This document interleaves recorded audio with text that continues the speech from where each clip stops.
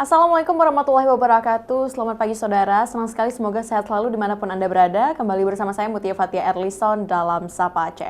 Kali ini tentunya kita akan bahas terkait dengan dari tanggap darurat ke rehab rekon, siap atau terpaksa. Nah saudara, tentunya seperti yang kita ketahui bahwasanya dari masa tanggap darurat ini sudahlah sangat lama dan nanti juga kita akan langsung melihat bagaimana hal ini akan kita dalami lebih detail lagi. Nah, lebih dari 50 hari pasca bencana di Aceh, penanganan masih banyak terkendala. Baik dari hunian sementara, hunian tetap, kemudian juga pengungsian, logistik, dan juga pemulihan pendidikan. Sehingga menekan ketahanan sosial masyarakat. Pun demikian, kepastian transisi dari tanggap darurat ke rehabilitasi masih sangat lemah. Sehingga diperlukan penguatan koordinasi serta pergeseran kebijakan dari respons reaktif menuju mitigasi jangka panjang berbasis pendekatan lebih holistik. Nah, sudah hadir di tengah-tengah kita saudara, yaitu ada Ketua TDMRC dan juga sekaligus Ketua Satgas Respon Bencana WSK. Selamat datang Profesor Dr. Syamsidik STMSC. Bagaimana kabarnya Profesor? Alhamdulillah, terima kasih banyak. Oke baik, terima kasih banyak Profesor sudah meluangkan waktunya untuk dapat berhadir di studio kita. Dan tentunya dalam membahas ini lebih detail lagi Prof, izin sebagai pertanyaan pembuka, kira-kira dari masa tanggap darurat yang sudah diperpanjang ini, bahkan sudah 50 hari bencana melanda di 16 kabupaten kota di Aceh, kira-kira bagaimana dari pandangan Prof sendiri melihat kondisi seperti ini? Ya, tanggap darurat kita memang sudah lebih dari 1 bulan ya, sudah 50-an hari. Saya pikir kita perlu melihat nih secara komprehensif ya, makna durasi tanggap darurat yang cukup panjang ini. Pertama karena memang bencana ini secara geografis ya, itu cukup menantang dan cukup serius karena dia tidak hanya melibatkan satu segmen yang seragam, katakanlah di pinggir pantai saja atau di pinggir sungai saja, tapi juga melibatkan kabupaten kota yang berada di pegunungan ya. Dan kerusakannya itu tidak menerus sifatnya, sehingga tantangannya tentu lebih rumit ya dibandingkan dengan, katakanlah kalau kita ingin bandingkan dengan tsunami 2004 ya. Kita punya tantangan serius dengan akses transportasi, kemudian kita juga punya tantangan serius dengan energi, komunikasi, dan seterusnya yang tidak terjadi pada saat tahun 2004 yang lalu. Jadi memang badai senyar ini itu punya tingkat kerumitan yang menurut saya lebih tinggi dibandingkan dengan tsunami 2004 dari aspek penanganan kedaruratannya. Ya. Lalu bagaimana penanganan darurat ini, apakah sudah sesuai dengan standar yang seharusnya? Saya melihat bahwa ada PR ya yang kita perlu catat terkait dengan penanganan kedaruratan kita saat ini. Yang kita tidak bisa selesaikan di tahap-tahap awal adalah menjamin persoalan komunikasi dan akses. Itu bisa diselesaikan dengan cepat. Dan inilah yang kemudian membuat kita sedikit tidak bisa lebih cepat ya menyelesaikan proses tanggap darurat ini.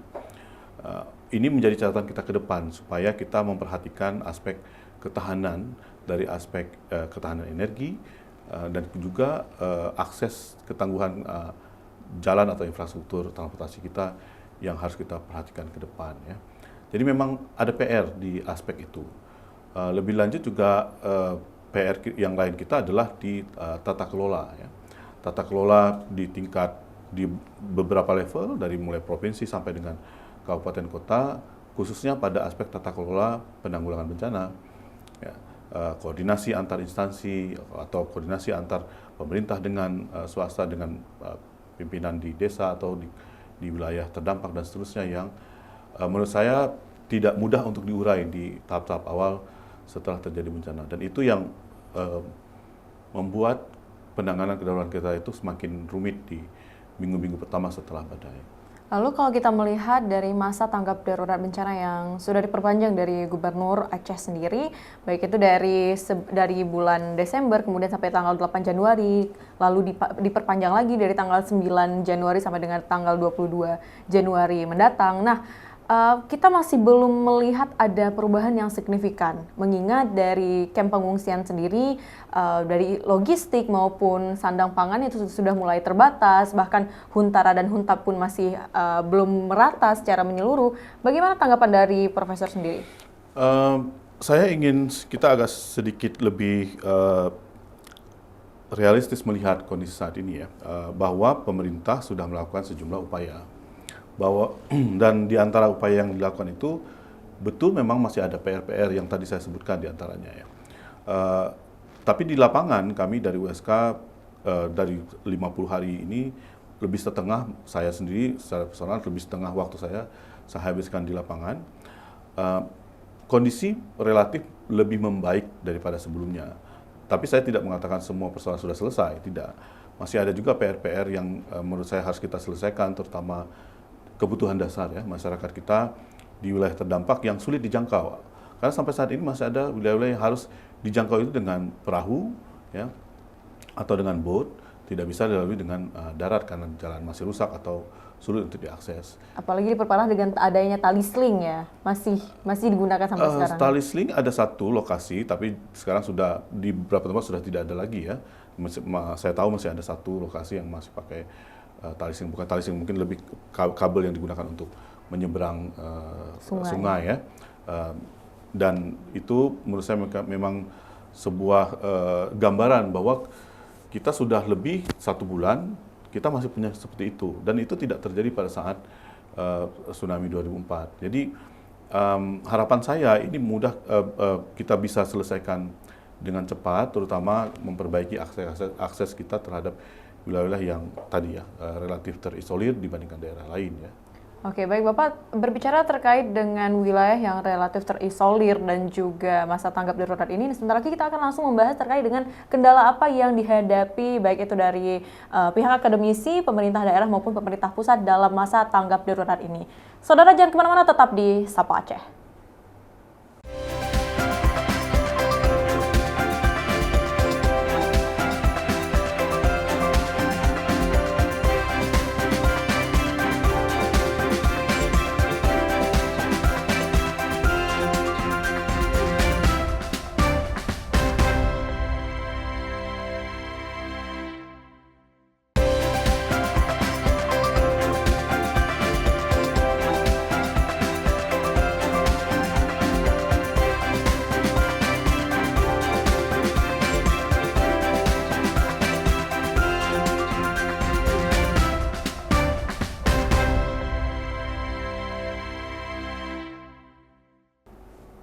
Assalamualaikum warahmatullahi wabarakatuh. Saudara, terima kasih masih bersama saya Mutia Fatia Erlison dalam Sapa Aceh, masih membahas terkait dengan dari tanggap darurat ke rehab rekom, apakah kita siap atau terpaksa.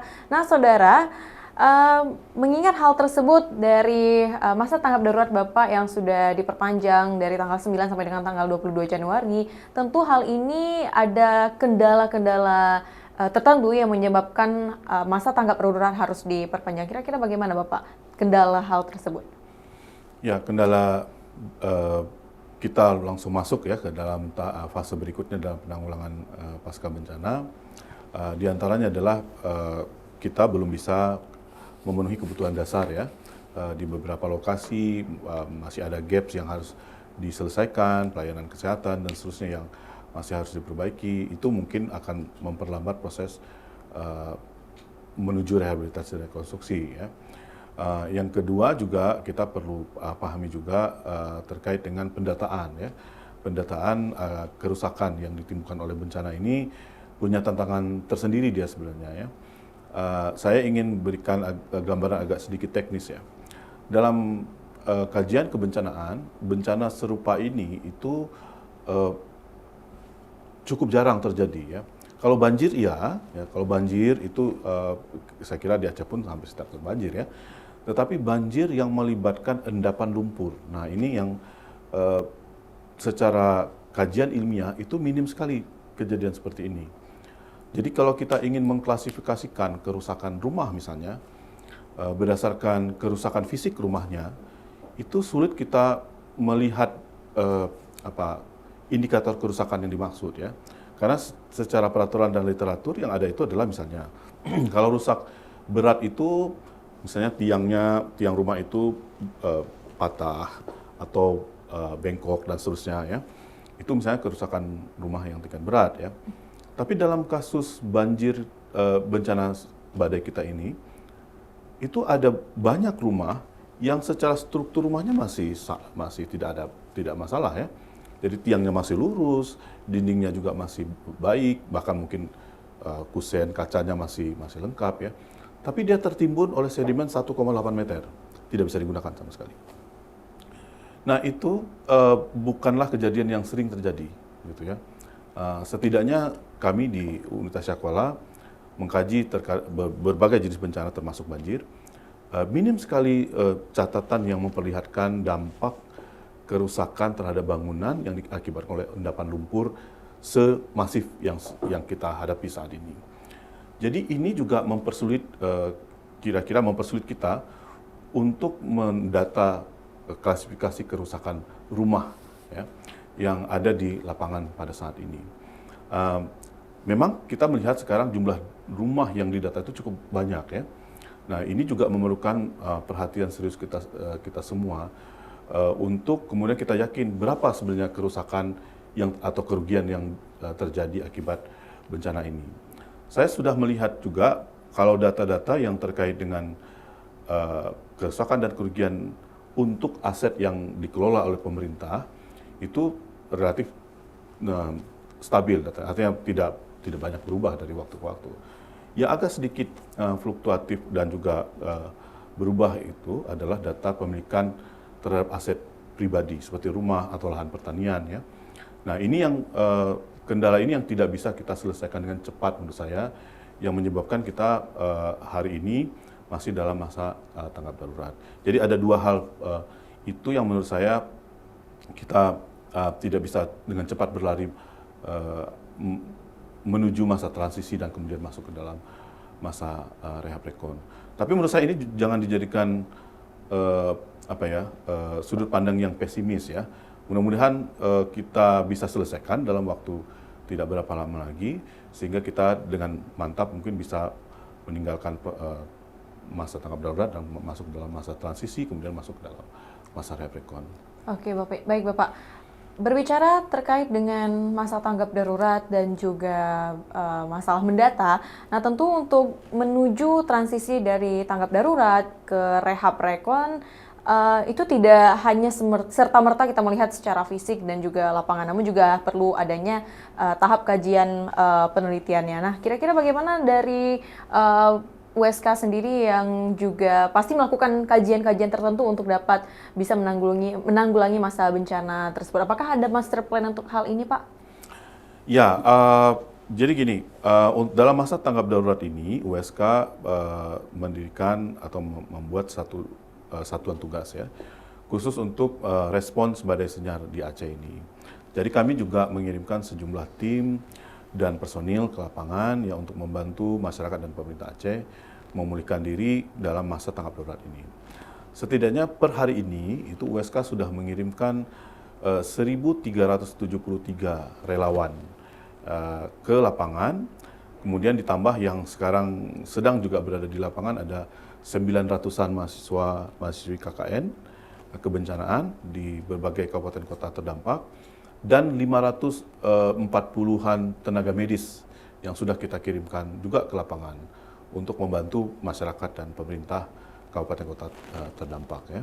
Kami juga di USK menyalurkan sejumlah bantuan logistik, obat-obatan ya, kemudian juga sandang ya, ada baju layak pakai dan juga baju baru ya, kemudian juga peralatan sekolah untuk murid-murid sekolah dasar dan sekolah menengah, melakukan pemulihan psikososial ya, karena secara psikologis juga masyarakat kita juga perlu kita perhatikan penyembuhan dan juga recovery-nya. Jadi itu yang sudah dilakukan oleh tim USK. Selain itu juga kami juga mengirimkan tim khusus ini untuk mengkaji ya dampak kerusakan secara fisik terhadap kabupaten kota yang ada di Aceh ini. Nah, berdasarkan itu kami melihat bahwa bencana yang saat ini terjadi itu perlu dimitigasi secara berkelanjutan ya.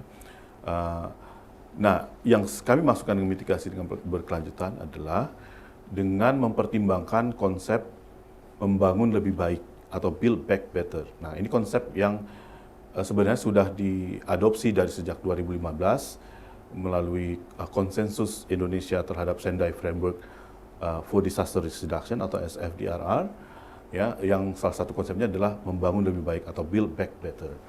Nah, dalam konsep build back better ini kita dari USK itu sebenarnya punya modal nih ya, punya modal secara akademis karena pada tahun 2022 USK melalui Fakultas Teknik itu bekerja sama dengan Dinas Pengairan Provinsi Aceh menyusun Master Plan Penanggulangan Banjir untuk 40 daerah aliran sungai atau DAS di Provinsi Aceh, termasuk seluruh DAS yang ada di pantai timur dan tengah wilayah terdampak pada ini. Master Plan untuk 40 sungai? Ya, Master Plan Penanggulangan Banjir untuk 40 daerah aliran sungai. Bukan sungai ya, 40 DAS. DAS ya, yang ada di Aceh? Yang ada di Aceh, jadi hampir seluruhnya. Nah, itu selesai tahun 2022 ya. Di Master Plan itu terdapat sejumlah rekomendasi, misalnya rekomendasi untuk memperbaiki sensor atau perangkat yang bisa mendukung peringatan dini banjir ya. Kemudian juga membangun tanggul sungai, penataan kawasan, dan seterusnya. Memang sayangnya tidak seluruh rekomendasi dalam Master Plan ini sempat dilaksanakan oleh pemerintah kita, dan kemudian keburu terjadi bencana badai Senyar ini di November tahun lalu, gitu ya. Tapi ini adalah modal cukup bagus buat kita, USK dan juga pemerintah Aceh, untuk mereview kembali Master Plan itu, kemudian mungkin memperbaiki dan kemudian membangun infrastruktur penanggulangan banjir yang lebih baik di Aceh, supaya ketika terjadi banjir atau bencana yang serupa di masa yang akan datang, kita tidak mengalami kondisi seperti hari ini. Ini cukup menarik ya Pak, ketika kita berbicara terkait dengan membangun lebih baik ataupun pada konsep build back better. Apakah hal ini bisa dijelaskan lebih detail nanti sebentar lagi Bapak? Jangan kemana-mana saudara, tetap di Sapa Aceh.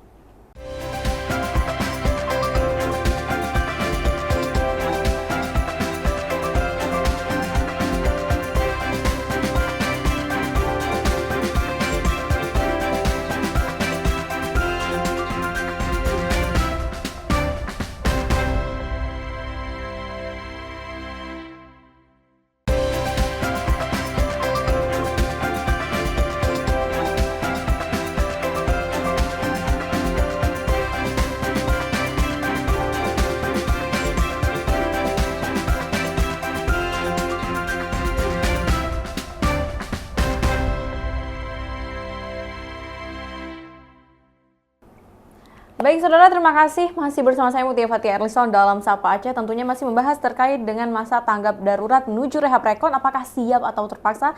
Nah tentunya saudara, sebentar lagi kita juga akan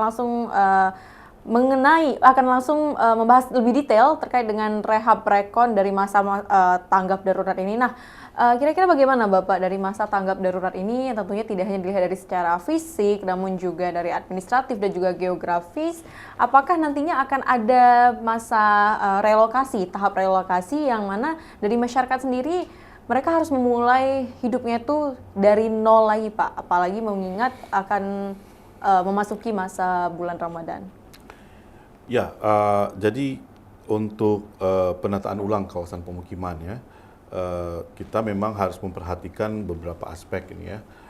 Pertama, kita harus memperhatikan penataan ulang kawasan sungai ya. Jadi sungai-sungai kita ini kan beberapa tempat itu tidak memiliki sempadan sungai yang memadai untuk mitigasi bencana banjir. Ya. Jadi konsep ke depan USK itu mengusulkan supaya ada penataan kawasan ya, yang tidak hanya dilakukan secara administratif, hanya batas kabupaten misalnya, tapi juga dilakukan dengan menggabungkannya dengan pendekatan geografis. Dalam hal ini yang kita maksud dengan pendekatan geografis dengan mempertimbangkan pengelolaan satu DAS secara menyeluruh, satu daerah aliran sungai secara menyeluruh. Nah, bisa jadi dalam proses itu akan ada relokasi, terutama pemukiman yang berada di bantaran banjir, ya. Karena sekarang sungainya di beberapa sungai itu lebar sungai melebar, kemudian alur sungai juga berubah, yang tentu akan memaksa kita merelokasi, jadi memindahkan warga ke tempat tinggal yang baru, ya. Saya kira ini pilihan yang sulit, tapi memang harus terjadi dalam konteks yang se-ekstrim tersebut. Dan ini juga untuk kepentingan masyarakat kita juga. Kita tidak mungkin kita terus-menerus mempertahankan warga kita berada di kawasan yang berbahaya seperti itu, ya. Nah, tapi yang penting juga kita sadari bahwa ketika kita merelokasi warga kita, kita perlu juga melakukan proses pendampingan lebih lanjut, ya, kepada masyarakat kita. Terutama begini, ada beberapa konsekuensi dari proses relokasi ini. Pertama, secara ekonomi, ya. Bisa jadi warga kita itu akan kemudian terpaksa merubah jenis pekerjaan mereka atau mata pencaharian mereka. Nah, ini bukan perkara yang mudah untuk diselesaikan. Orang untuk merubah jenis pekerjaannya dari satu jenis pekerjaan ke pekerjaan yang lain dalam waktu yang cepat. Dan itu pasti akan mempengaruhi mata pencaharian atau pendapatan mereka, ya. Yang kedua juga adalah segregasi atau katakanlah berubahnya interaksi sosial. Kalau dulu dia punya tetangga siapa, sekarang dia akan punya tetangga yang berbeda, yang tentu akan situasi berbeda dan lain. Dan itu pasti akan juga berdampak kepada masyarakat kita, ya. Nah, ini dua hal menurut saya yang kita perlu lakukan tindakan follow up, ya, supaya kondisi yang terjadi pada saat pasca relokasi itu bisa kita tekan seminimal mungkin dampak negatifnya, ya. Nah, itu adalah pilihan yang terakhir menurut saya ketika kita membangun kawasan pemukiman kita. Yang lain menurut saya masih mungkin dibangun, misalnya terutama kawasan-kawasan atau pemukiman yang di luar dari bantaran sungai atau daerah sempadan sungai yang dilarang untuk dibangun, bisa dibangun di tempat yang asli, yang awal, dengan juga mempertimbangkan konsep tadi build back better and safer. Jadi rumahnya, mungkin desain rumahnya harus kita lihat supaya kalau banjir ke depan tidak rusak, atau bahkan untuk jenis bencana lain misalnya bencana gempa bumi, ya, karena juga Aceh ini kan juga daerah atau zona yang rawan terhadap ring of fire, ya, gempa bumi. Jangan sampai kita membangun rumah, justru kita membangun rumah yang rentan, ya, rusak akibat bencana gempa bumi, gitu, ya. Berarti kurang lebih terkait dengan relokasi ataupun penataan ulang pemukiman warga, ya memang itu menjadi opsi terakhir. Itu tentu mungkin kita hanya melihat hal itu secara sederhana, namun pada dasarnya itu sangat mempengaruhi psikososial mereka, ekonomi, dan juga dari segi kehidupan masyarakat. Nah, berbicara terkait dengan masyarakat, kemudian juga masa tanggap darurat yang nantinya akan bertransisi ke masa rehab rekon, kira-kira apakah ada indikator khusus terkait dengan masa peralihan ini, Pak? Yang paling penting adalah kita memastikan dulu, ya, pemenuhan kebutuhan dasar warga itu sudah terlaksana dulu, ya. Sandang papan pangan itu sudah terlaksana, maka kita menurut saya sudah bisa masuk dalam proses berikutnya, yaitu transisi dan kemudian rehab rekon, ya. Tapi di depan saya sudah sebutkan juga kompleksitas bencana ini melebihi dari kompleksitas bencana tsunami 2004, ya. Andaikan ada wilayah-wilayah tertentu yang mungkin saja indikator ini belum bisa dipenuhi 100% atau bahkan mungkin sebagian yang mungkin belum bisa dipenuhi, menurut saya kita bisa perlakukan secara khusus wilayah ini, ya. Jadi artinya mungkin wilayah ini bisa dilanjutkan beberapa waktu tanggap darurat selanjutnya tanpa perlu kita menunda proses rehab rekon di tempat-tempat yang sudah relatif lebih siap untuk itu. Jadi tidak harus seluruhnya juga menurut saya. Lalu bagaimana dari segi akademisnya sendiri, Pak? Apakah tanggap darurat ini sudah sangat siap untuk dapat beralih menuju rehab rekon? Menurut saya masih tetap ada PR, ya harus diselesaikan setidaknya untuk daerah yang berada di kawasan tengah Aceh, ya, yang kemarin itu kan aksesnya baru saja terbuka, ya.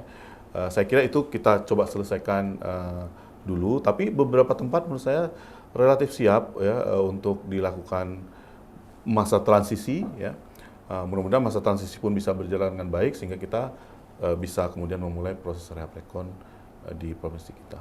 Oke, Bapak, terakhir saya ingin bertanya bagaimana tanggapan dan juga harapan dari Bapak sendiri tentunya kepada pemerintah terkait dengan kolaborasi yang sudah berjalan ataupun nantinya akan dijalani dari USK, kemudian juga pemerintah daerah dan juga pemerintah pusat supaya tahap menuju rehab dan juga rekon ini dapat dilakukan dengan ideal, Pak.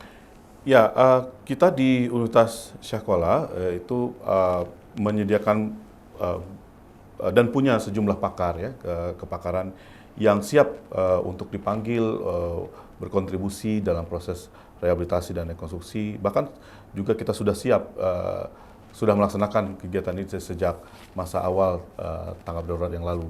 Dan kami berharap dari Universitas Syahkuala ya, kolaborasi yang sudah terjadi saat ini antara USK dengan pemerintah provinsi, kabupaten, kota, dan juga masyarakat bisa lebih diperkuat ya, dan juga kemudian bisa lebih komunikatif sifatnya. Insya Allah kami di USK siap berkontribusi seoptimal mungkin untuk menjamin juga pemulihan Aceh ya pasca bencana Senyar ini, dan sesuai dengan konsep yang tadi saya sebutkan, build back better, safer, and sustainable. Jadi membangun lebih baik, lebih aman, dan lebih berkelanjutan. Oke, baik, luar biasa sekali. Kami ucapkan terima kasih kepada Bapak yang sudah berbagi ilmu dan juga sharing-sharing terkait dengan masa tanggap darurat yang nantinya akan menuju tahap rehab dan juga rekom. Terima kasih banyak Bapak yang sudah meluangkan waktunya untuk dapat berhadir di studio kita. Nah, saudara, informasi tadi mengakhiri beragam informasi yang dapat kami sampaikan dalam Sapa Aceh hari ini. Anda dapat menyimak tayangan Sapa Aceh setiap Senin, Rabu, Jumat pada pukul 6.30 dan juga 6.00 waktu Indonesia Barat, serta siaran via channel YouTube di Kompas TV Aceh, independen terpercaya. Saya Mutia Fatia Erlison mewakili tim redaksi, mohon pamit undur diri. Terima kasih. Wassalamualaikum warahmatullahi wabarakatuh. Waalaikumsalam.